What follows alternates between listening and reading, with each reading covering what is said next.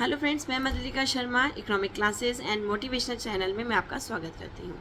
आज का जो हमारा टॉपिक है वो है सस्टेनेबल डेवलपमेंट। सस्टेनेबल डेवलपमेंट को हम हिंदी में बोलते हैं सतत विकास। कई बच्चे इस चीज़ में कन्फ्यूज़न हो जाते हैं कि भाई आने वाली पीढ़ी के लिए क्या करें, वर्तमान पीढ़ी के बारे में सोचें या आने वाली पीढ़ी के बारे में सोचें। हर इंसान को, मैं ये कहती हूँ कि हर इंसान को अपना कार्य इस तरीके से करना चाहिए कि उससे हमारी आने वाली जो पीढ़ी है वो प्रभावित ना हो। इसी बात को लेकर एक नियम बना है जिसे हम बोलते हैं सतत विकास, यानी कि सस्टेनेबल डेवलपमेंट। इसके बारे में मैं आपको थोड़ा सा बता देती हूँ कि सतत विकास शब्द का सर्वप्रथम प्रयोग 1982 में विश्व संरक्षण नीति यानी कि वर्ल्ड प्रोटेक्शन पॉलिसी, परंतु इसका विकास पर्यावरण एवं विकास पर विश्व आयोग द्वारा दिया गया था। इन्होंने अपनी रिपोर्ट आवर कॉमन फ्यूचर, जिसे ब्रिटलैंड प्रतिवेदन कहते हैं, में दिया। सतत विकास ये कहता है कि हमें हमारे संसाधनों का इस प्रकार से प्रयोग करना चाहिए कि वर्तमान आवश्यकताओं की पूर्ति भी हो, लेकिन वो संसाधन भावी पीढ़ी के लिए यानी कि फ्यूचर की जो जनरेशन है उनके लिए भी रहना चाहिए। ऐसा नहीं है कि आज ज़मीन को तोड़ो, फाड़ो और सारा कोयला ले लो या सारा पेट्रोल ले लो, सारे पेड़ काट दो और डेवलपमेंट करो। उसे डेवलपमेंट नहीं कहते, वो एक विनाशकारी काम हो जाएगा।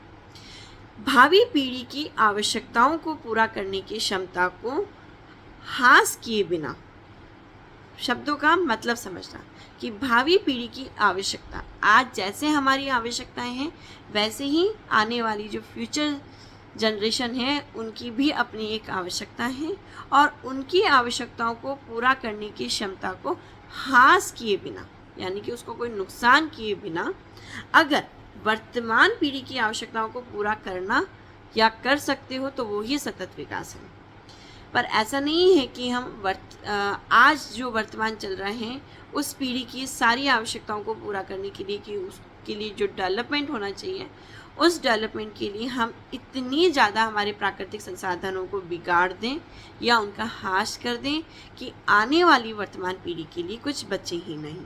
तो भावी पीढ़ी की आवश्यकताओं को पूरा करने की क्षमताओं को हास किए बिना वर्तमान और अभी की पीढ़ी, वर्तमान पीढ़ी की आवश्यकताओं को पूरा करना ही सतत विकास कहलाता है। इसे संघृत विकास भी कहते हैं। कई बार जब हम एग्ज़ाम देते हैं तो हमारे पास में सतत विकास न आकर ये संघृत विकास आ जाता है।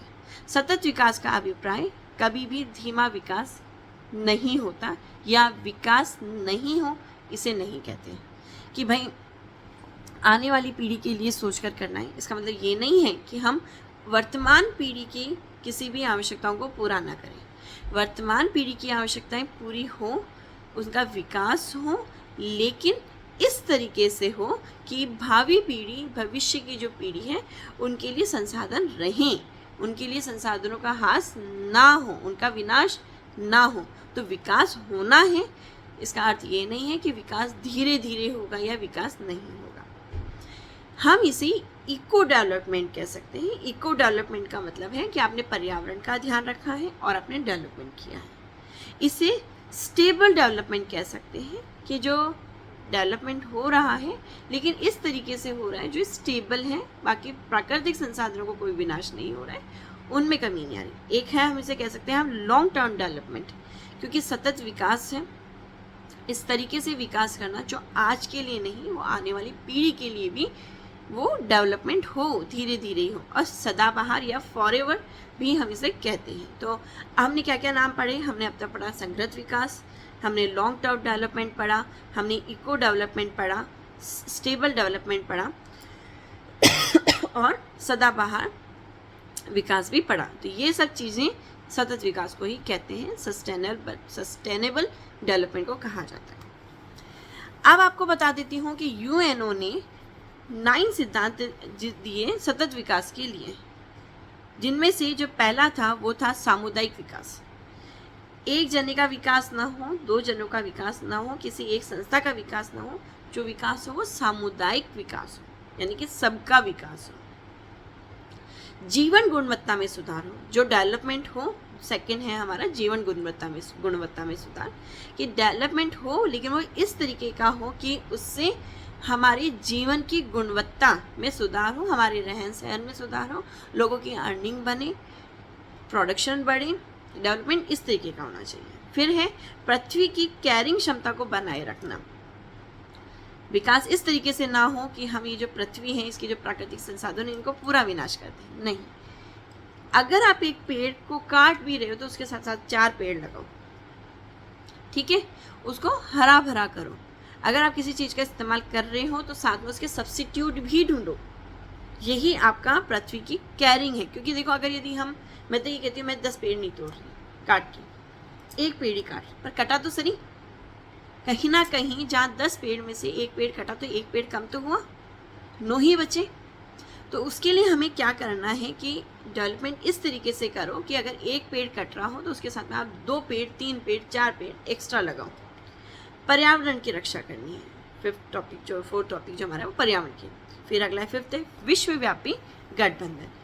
एक चीज़ से या एक जने से नहीं होगा, इसके लिए विश्वव्यापी गठबंधन होना चाहिए कि पूरा विश्व आए और डेवलपमेंट के लिए जो भी काम किया जा सकता है वो जरूर करें।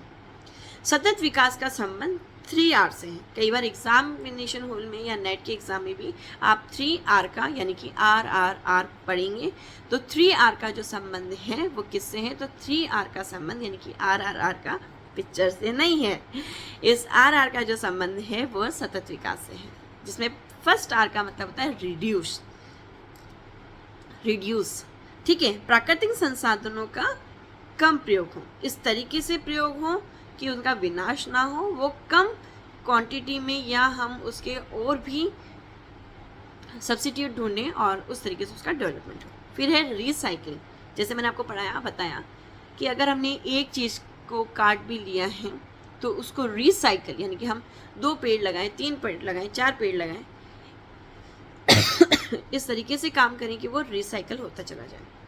प्लास्टिक का सामान आप बना रहे हो तो इस तरीके से हो कि भाई आप उनको दूसरी चीज़ों में उनका प्रयोग करें या उनको रिसाइकल किया जाए। जैसा अभी मैं प्रचार नहीं कर रही हूँ, लेकिन मामा अर्थ का जो प्रोडक्ट है वो जितनी भी प्लास्टिक का प्रयोग करते हैं तो वो ये कहते हैं कि हम जितना प्लास्टिक निकाल रहे हैं, यानी कि जितना प्रोडक्ट हमारा जो प्रोडक्ट है जितने भी प्लास्टिक में जाएगा, हम उनसे 5 गुना प्लास्टिक को रिसाइकिल करेंगे।